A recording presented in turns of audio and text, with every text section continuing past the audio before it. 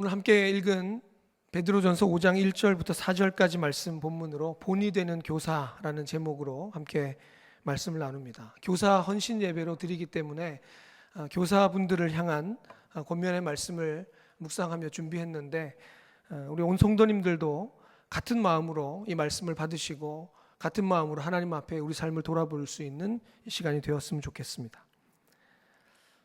여러분 좌빵우물이라는 말을 아십니까? 사자성어가 아니고요.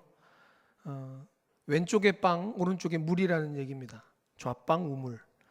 제가 이 얘기를 어디서 들었냐면 예전에 결혼식에 초청이 돼서 한번 간 적이 있는데 늘 가던 결혼식과는 좀 달랐습니다.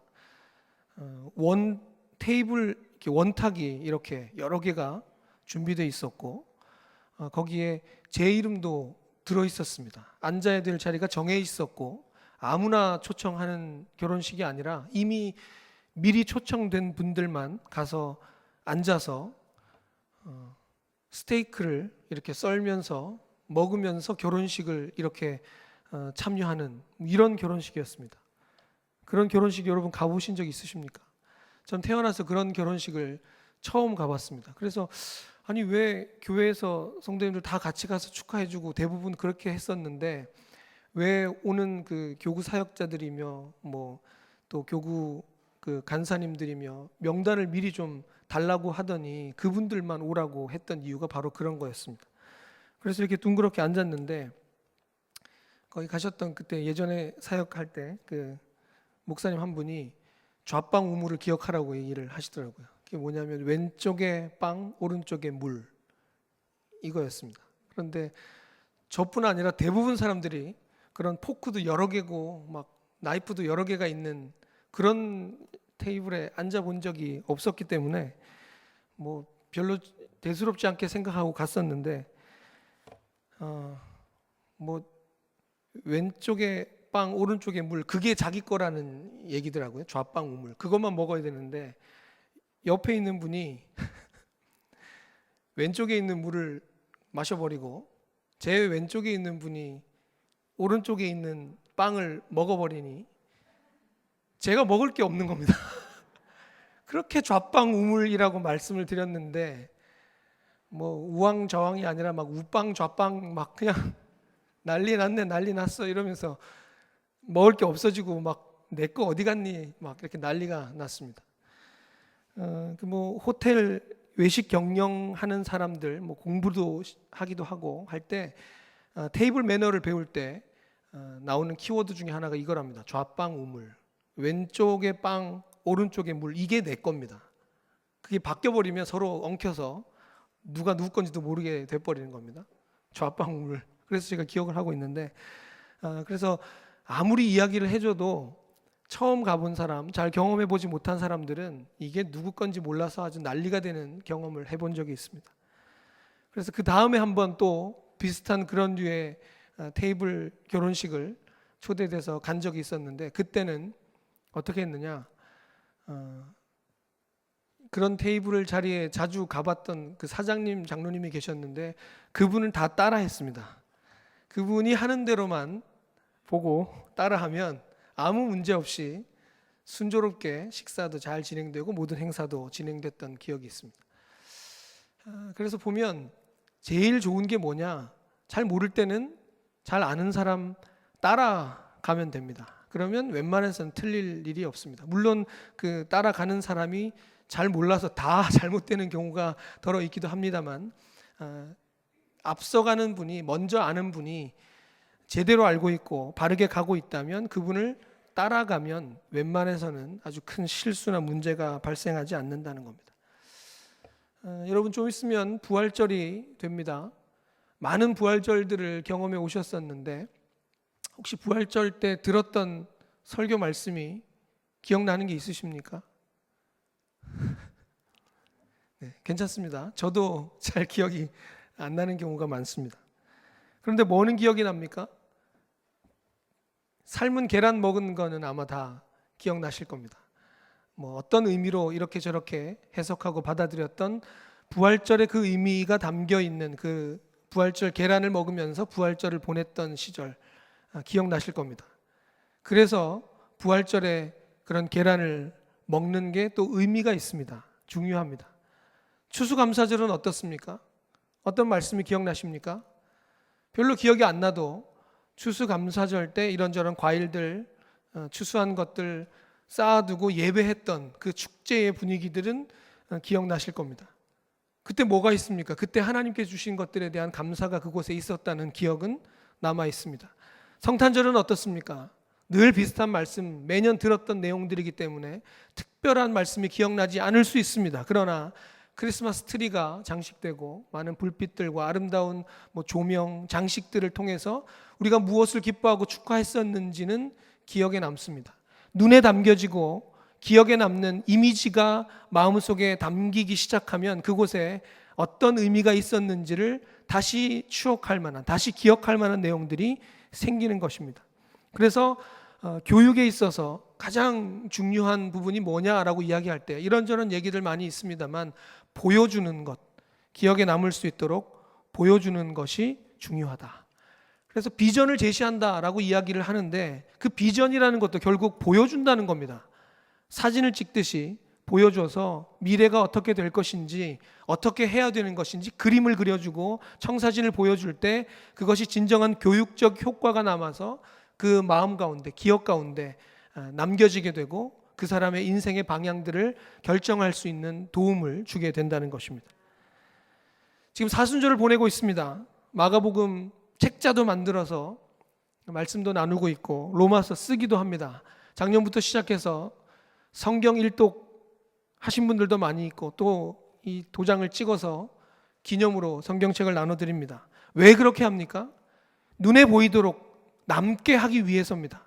사순절 기간 때 왜 그렇게 유별나게 책자까지 만들어서 로마서 쓰기도 하면서 그 시간들을 보냈는가? 어떤 말씀이 여러분 1년 뒤, 10년 뒤, 20년 뒤에 말씀이 기억에 남겠습니까?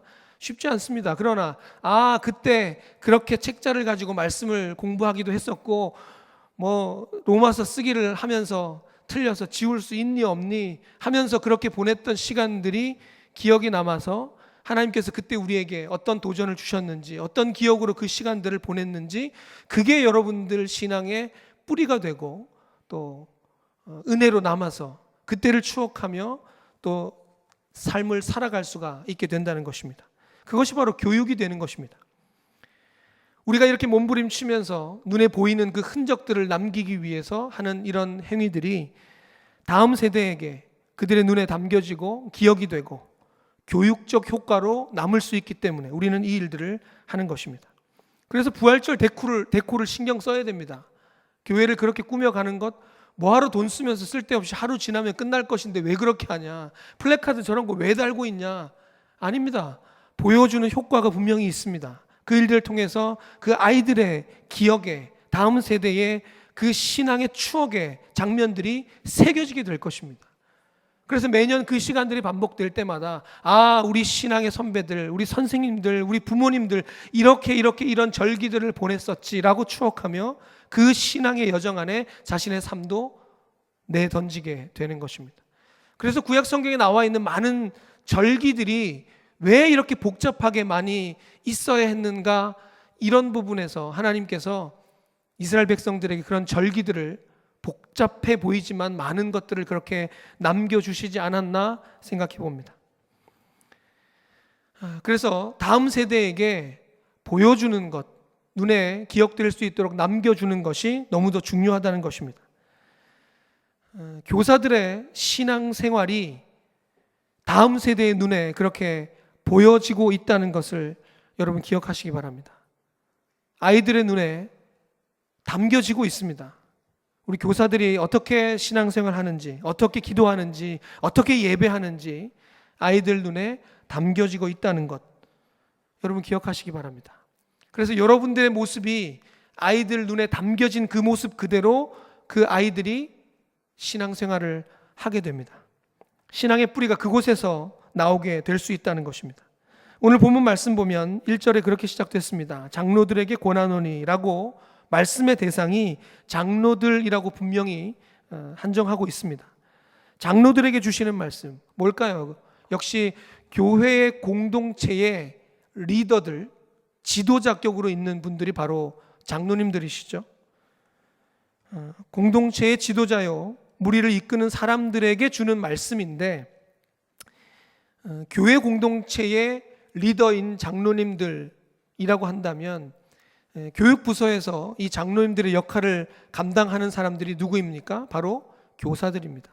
그래서 이 장로들에게 주셨던 이 말씀이 결국 교회 학교에서, 교회 학교 공동체에서는 교사들에게 주시는 말씀이다라고 우리가 받을 수 있을 것 같습니다. 그래서 헌신 예배를 드리는 모든 교사분들이 다음 세대를 이끄는 지도자요, 또 리더들이기 때문에 하나님께 주신 이 말씀이 우리에게 주시는 말씀으로 받고 하나님께 주시는 그 부르심 앞에 순종하며 새롭게 결단하는 이 시간이 되었으면 좋겠습니다. 3절 말씀에 이렇게 이야기했습니다. 맡은 자들에게 주장하는 자세를 하지 말고 양무리의 본이 되라, 본이 되라, 이렇게 말씀합니다. 지도자의 자리, 리더의 자리, 먼저 된 자의 자리, 본이 되라, 본이 될 만한 모습을 보이라, 이렇게 요청하고 있는 것입니다. 자녀들은 부모의 영향을 받습니다. 부모가 했던 이야기들, 어쩌면 그 이상으로 부모의 행동을 보고 그대로 따라 하게 됩니다. 제 아이들도 가르쳐 주지도 않았는데 제가 하는 모습, 또 말투, 농담 한 자락까지 그렇게 따라하는 모습을 보게 됩니다. 어디 애들만 그렇습니까? 사람은 누구나 누군가의 영향을 받고 살아갑니다. 본보기가 있으면 따라하게 됩니다. 새로운 것을 창조하는 것도 모방에서부터 시작되는 게 일반입니다. 그러니 우리 아이들에게 본이 되는 교사의 모습이 얼마나 중요한지 여러 번 이야기하지 않아도 너무 중요한 모습임을 기억하면서 본이 될 자리에 서 있으라는 이 요청, 교사들이 바로 본보기가 되어야 한다는 이 부르심 앞에 내가 어떤 본보기를 보일 수 있을까 묵상하며 고민하는 우리 모두가 되었으면 좋겠습니다. 본이 되어야 한다는 것, 어떻게 보면 좀 무서운 이야기입니다. 왜냐하면 아이들이 어떻게 하고 있다는 겁니까? 보고 있다는 겁니다. 아이들이 보고 있다. 우리 교사분들 가슴을 두드리면서 한번 얘기해 보실까요? 스스로에게. 아이들이 보고 있다. 아이들이 보고 있다. 아이들이 나를 보고 있는데 우리는 그러면 어떤 본이 되어야 되는가? 오늘 말씀에서 첫 번째로 헌신의 본이 되라, 이렇게 이야기합니다. 헌신의 본이 되라. 2절 말씀을 같이 한번 읽어보겠습니다. 2절입니다. 시작.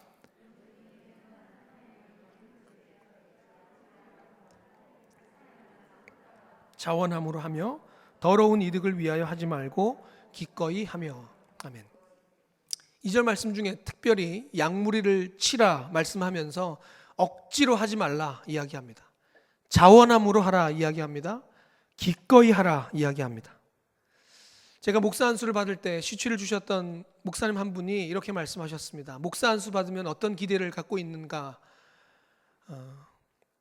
물어보셨는데, 그래서 저는 긴장하면서 이제 목사가 되면 더 큰 책임감과 또 사역의 폭, 깊이, 넓이 더 넓어지지 않을까 생각이 들고, 또 그렇게 하나님께 어떤 일들을 더 많이 할 수 있을까 기대가 됩니다. 막 이런 이야기들을 이렇게 했었습니다.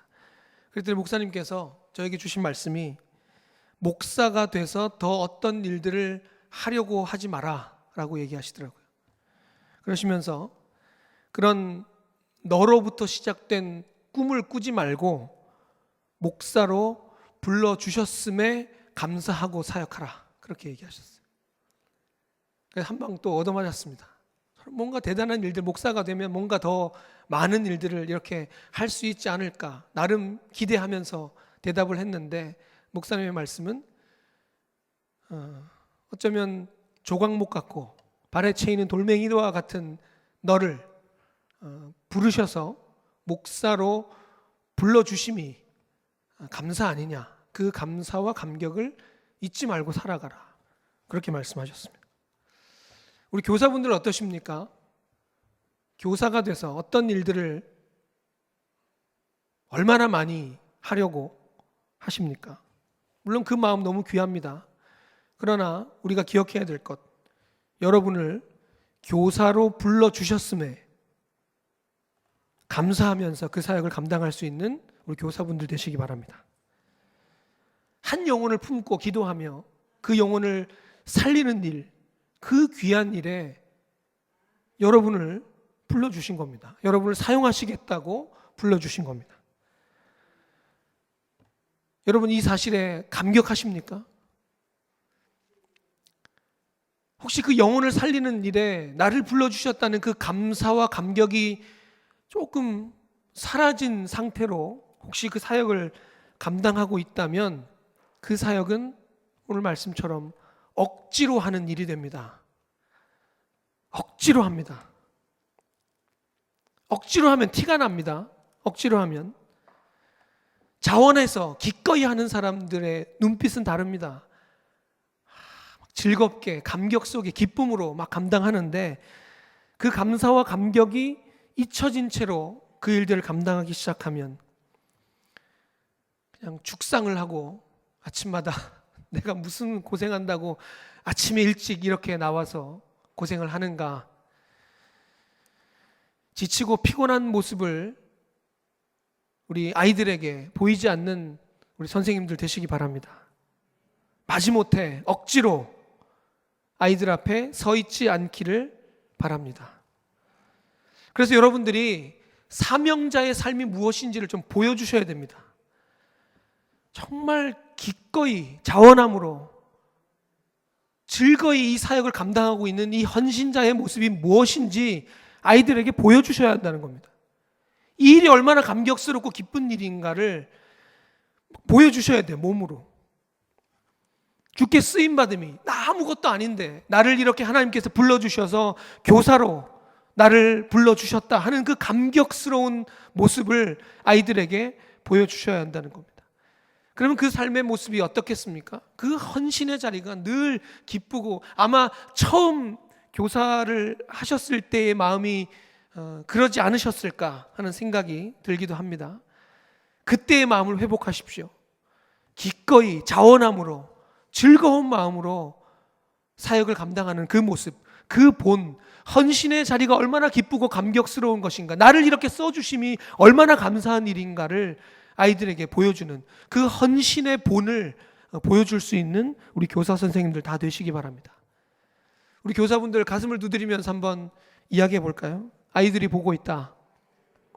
헌신의 본이 되자.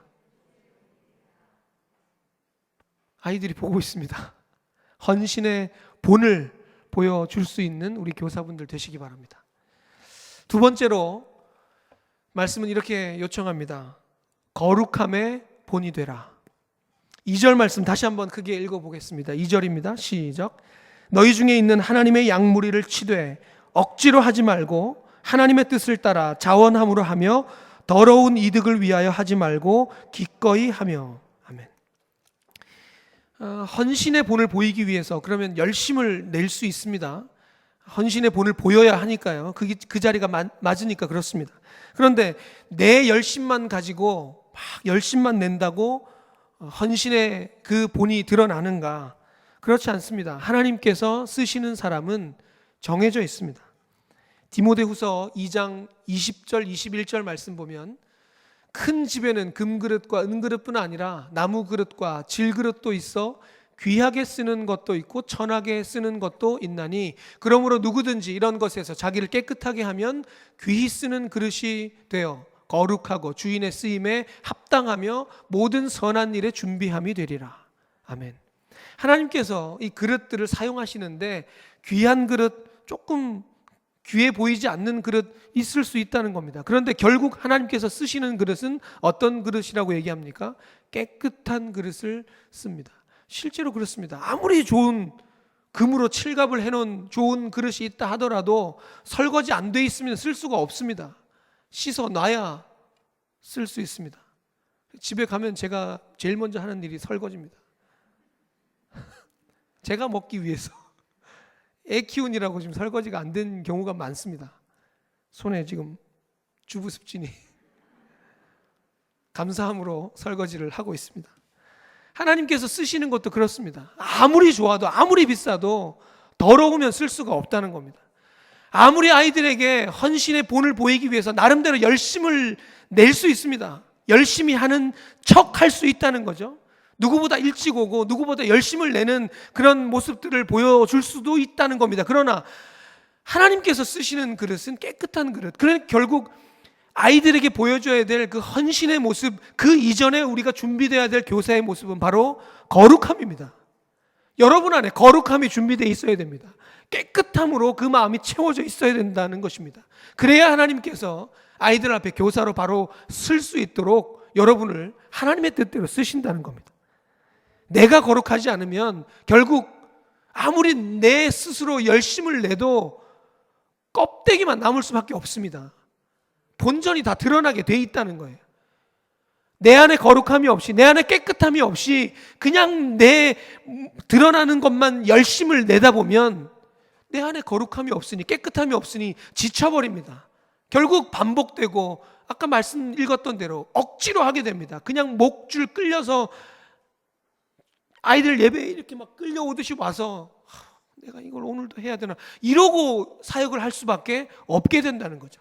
그러나 내 안에 하나님 주신 그 거룩함으로, 깨끗함으로 하나님께서 쓰실 만한 준비된 사람으로 나를 채우기 시작하면 하나님께서 나를 사용하시기 때문에 내가 억지로 하는 것이 아니라 내 안에 그 거룩함에, 내 안에 깨끗함에, 내 안에 계신 그 하나님의 성령의 능력이 흘러 넘쳐서 아이들에게 영향을 주게 될 것 아닙니까? 내가 일하는 것 아니라 하나님이 그렇게 일하시는 겁니다. 그때 그곳에 능력이 나타나게 될 줄 믿습니다. 내 안에 더러움이 있는데, 아직 비워내지 못한 것이 있는데 또 아무리 깨끗한 걸 집어넣어 봤자 이건 뭐가 됩니까? 더러운 게 더 많아질 뿐입니다. 그러니 비워내야 됩니다. 내 안에 더러움들을 이 아이들 앞에 설 만한 교사로서 하나님 부르시는 그 쓰실 만한 깨끗함으로 준비될 수 있도록 내 안에 더러움들을 끊임없이 비워내는 작업들을 해 가시는 우리 교사분들 되시기 바랍니다. 비워내지 않으면 껍데기로 포장을 아무리 예쁘게 해도 내 안에 더러운 게 여전히 남아있으면 기도를 해도 찬양을 해도 예배를 드려도 아무리 거룩한 게 들어가도 내 안에 더러운 게 남아있으니 또 더러운 게 더 많이 쌓여갈 수밖에 없는 우리 모습입니다. 그러니 끊임없이 도전하십시오. 내 안에 더러움들을 씻어내는 작업, 말씀 앞에, 하나님 앞에, 그 기도의 자리, 예배 자리에서 하나님 나를 거룩하게 하여 주옵소서. 그 거룩함에 도전하고 몸부림치며 내 안에 깨끗하고 거룩한 것들로 채워질 때 하나님 나를 사용하시고 나를 통해 맡겨진 그 영혼들을 회복시키시고 새롭게 하신다는 사실을 기억하시기 바랍니다. 또 한번 해볼까요? 가슴을 두드리면서 한번 이야기해 봅시다. 우리 선생님들, 우리 성도님들도 같은 마음으로 해보셔도 좋습니다. 가슴을 두드리면서 아이들이 보고 있다. 거룩함의 본이 되자. 아멘입니까? 거룩함의 본을 보일 수 있는 우리 모든 교사분들 되시기를 축복합니다. 세 번째로 사랑의 본이 되라 이렇게 말씀합니다. 헌신의 본을 보여주기 위해서 또 그 깨끗함에 도전하며 우리를 준비해서 그 본이 되는 모습들, 헌신의 본, 거룩함의 본, 이 드러냄이 마땅한데 그게 참 쉽지가 않습니다. 현실적으로 우리 삶을 돌아보면 그렇습니다. 완전한 모습을 우리가 갖추기가 참 쉽지가 않습니다. 그도 그럴 것이 오늘 본문 말씀을 기록하고 전해주었던 사람이 바로 누굴까요? 베드로전서니까 베드로가 쓴 겁니다. 베드로가 본이 될 만한 사람이었습니까? 여러분 베드로 잘 아십니까? 3절 말씀에 또 이렇게 나옵니다. 맡은 자들에게 주장하는 자세를 하지 말고 약물의 본이 되라 이렇게 얘기했는데 주장하는 자세를 하지 말고 저는 이 얘기 들으면서 조금 웃음이 나왔습니다. 누가 한 얘기라고요? 베드로가 감히 이런 얘기를 할 수 있을까? 누구보다 주장이 강했던 사람이 베드로입니다. 예수님 하시는 말씀에도 아닙니다. 그렇게 될 수 없습니다. 라고 이야기하며 예수님 하신 말씀까지도 가로채고 막아섰던 사람이 베드로입니다. 그래서 예수님이 사단아 뒤로 물러가라 이런 얘기까지 들었던 사람이 베드로 아닙니까? 예수님 하시는 그 사역의 현장 가운데 자기 생각과는 다르게 흘러가니 그냥 칼을 뽑아서 말고의 귀를 잘랐던 사람이 베드로입니다. 베드로가 성정이 그랬던 사람입니다. 누구보다 급했고 누구보다 자기 주장이 강했고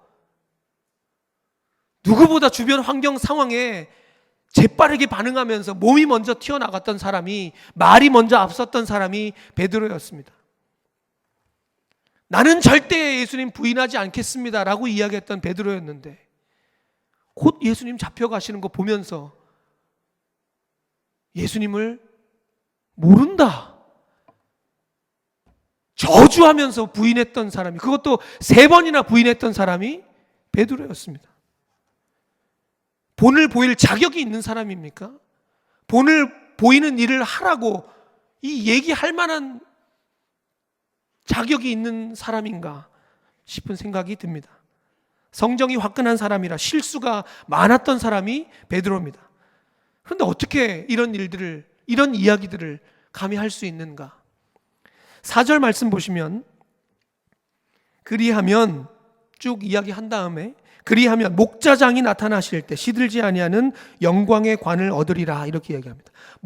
양무리를 치는 목자의 역할들을 이야기하면서 본이 되라는 이야기를 계속 하고 있었죠. 그런데 결국 4절에 가서 목자장이 나타나실 것이다 라고 이야기하는 것 보니 누구를 이야기합니까? 목자의 역할들을, 리더의 역할들을, 교사의 역할들을, 장로의 역할 감당해야 되는데, 그때 본을 이렇게 보여야 되는데 결국 목자장이 나타나실 것이다 라는 이야기는 그 리더의 역할들을 감당함에 본이 될 만한 사람이 또 있다는 겁니다. 누굽니까? 바로 우리의 목자장 되시는 예수 그리스도입니다. 예수님을 본받아서 우리가 본받는 그 모습 그대로 또 다른 누군가에게 본이 되는 역할을 감당하라는 이야기가 되는 것이죠. 목자로 양무리를 치는 사람들에게 권면을 하고 있다. 그리고 목자장이 나타나신다. 이런 표현들이 베드로가 어디서 모티프를 가져왔을까요?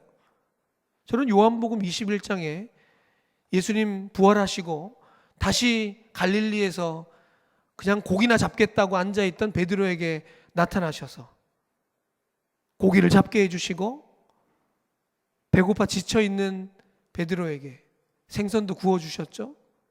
떡도 준비해서 허기를 달래주시면서 네가 나를 사랑하느냐 3번 물으셨습니다. 그리고 내 양을 먹이라, 내 양을 치라. 베드로는 사실 예수님께 차마 얼굴조차 대면할 수 없는 아주 부끄러운 일들을 이미 저질렀던 사람이었습니다.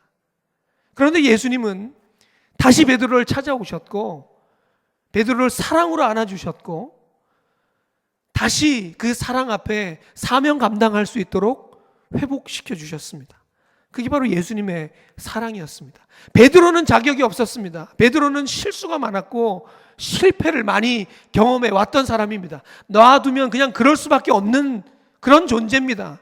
그러나 예수님은 끝까지 사랑하셨고 회복시켜 주셨고, 내 양을 먹이라, 내 양을 치라, 그렇게 사랑으로 품어주셨습니다. 그래서 베드로는 그 예수님의 사랑 때문에 다시 이 사명의 자리를 붙들 수 있었다는 것입니다. 그러니 베드로가 지금 이 양무리를 치라는 이야기를 하면서 그 지도자가, 장로들이, 교사들이 어떻게 본이 될 수 있는지 감히 이야기할 수 있는 것 아니겠습니까? 베드로는 할 수 없습니다. 그러나 예수님이 베드로를 회복시켜 주셨기 때문에 그 본을 받은 베드로는 이제 그 사랑에 감격해서 자기 자신을 보면 얘기할 수가 없어요. 자격이 없죠. 차마 나가설 수도 없는 베드로인데 이제 그 장로들에게 이렇게 사랑합시다, 이렇게 양을 칩시다, 이렇게 본이 됩시다 이야기할 수 있는 베드로가 된 것입니다. 베드로전서 4장 7절 말씀에 보면, 한 장 앞에 있는 말씀인데 같이 한번 읽어볼까요? 4장 7절 말씀입니다. 아니, 좀 전에 나왔었는데, 네, 4장 7절 말씀 같이 읽어볼까요? 시작. 무엇보다도 뜨겁게 서로 사랑할지니 사랑은 허다한 죄를 덮느니라. 아멘. 이건 그냥 감상적인 표현이 아닙니다. 베드로는 어쩌면 죽을 것 같은 그 어둠의 터널 가운데 예수님이 다가오셔서 자기를 사랑해 주시고 회복시켜 주셨던 그 은혜를 뼈저리게 경험을 한 겁니다. 그러니 사랑은 허다한 죄를 덮느니라. 자신을 그냥 그렇게 다 덮어주시고 사랑해 주셨던 그 예수님의 사랑 까닭에 베드로는 감히 이야기할 수 있습니다. 양무리를 치라, 본이 되라, 헌신의 본이 되라, 거룩함의 본이 되라, 사랑의 본이 되라, 이렇게 얘기할 수 있는 겁니다.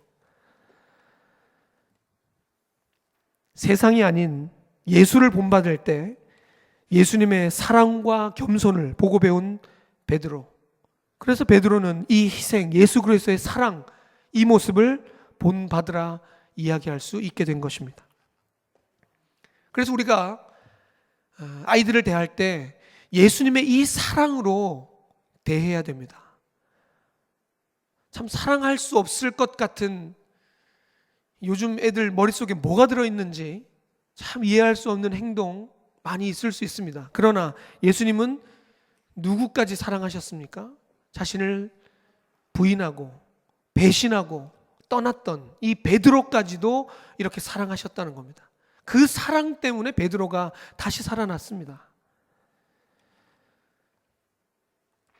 우리에게 맡겨진 이 아이들을 예수님 하신 그 사랑의 모습으로 사랑할 수 있는, 그 사랑의 본이 되는 우리 교사분들이 다 되시기를 축복합니다. 가슴을 두드리면서 다시 한번 이야기해 볼까요? 좀 세게 두드리셔도 됩니다. 아이들이 보고 있다. 아이들이 보고 있다. 사랑의 본이 되자. 그렇게 우리가 사랑할 수 있으면, 사랑의 본이 될 수 있을 만큼 사랑할 수 있으면 아이들이 살아나게 될 줄 믿습니다. 회복될 줄 믿습니다. 이 어두운 세상 가운데서 한 줄기 희망을 우리 교사분들을 통해서 발견하게 될 줄 믿습니다. 말씀을 정리합니다. 양무리의 본이 되라 이야기합니다. 어떤 본이 되어야 되는가? 헌신의 본, 거룩함의 본, 사랑의 본이 되라, 이렇게 요청합니다. 어줍지 않은 세상의 심리학 책들, 교육을 이야기하는 어떤 이야기들, 어떤 이론으로, 어떤 것으로 아이들을 품을 수 있겠습니까?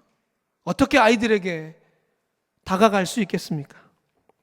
내 경험 이야기하면서 라떼는 말이야 하면서 이야기 많이 해보셨죠? 안 먹힙니다. 듣지를 않습니다.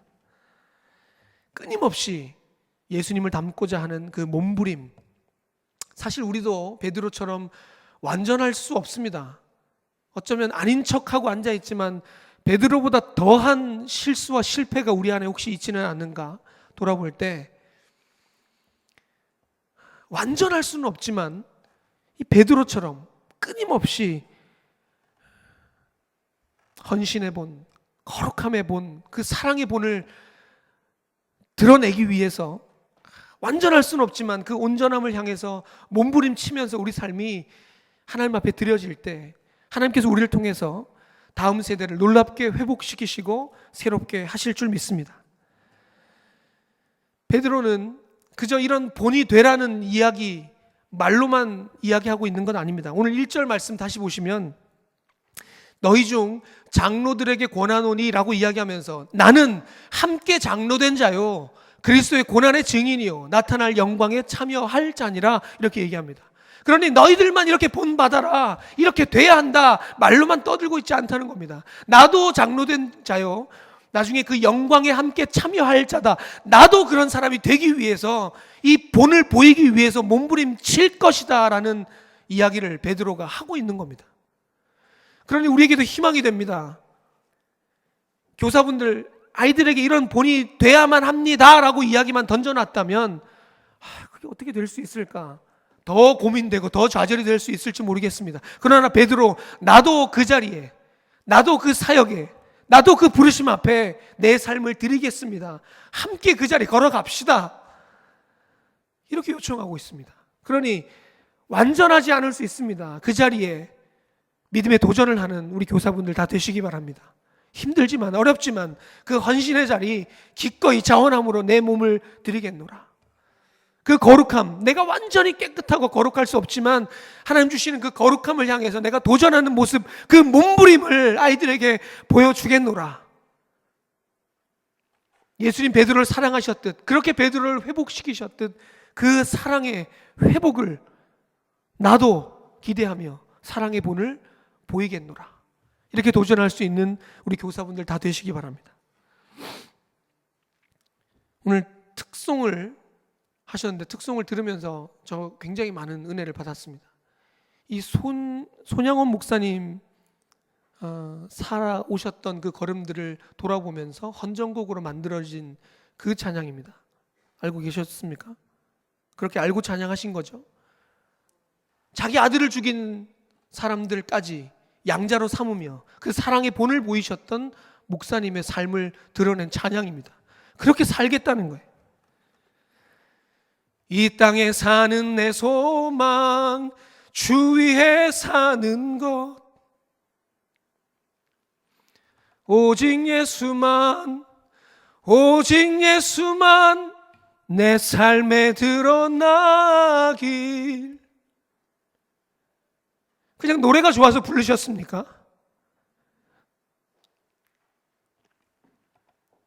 이 고백이 정말 예수만 드러나길 원하는 그 고백이 손양원 목사님의 그 인생과도 같이 베드로를 통해서 우리에게 도전하는 그 부르심 앞에 내가 그렇게 헌신하겠습니다. 그렇게 다짐하는 이 헌신 예배가 되었으면 좋겠습니다.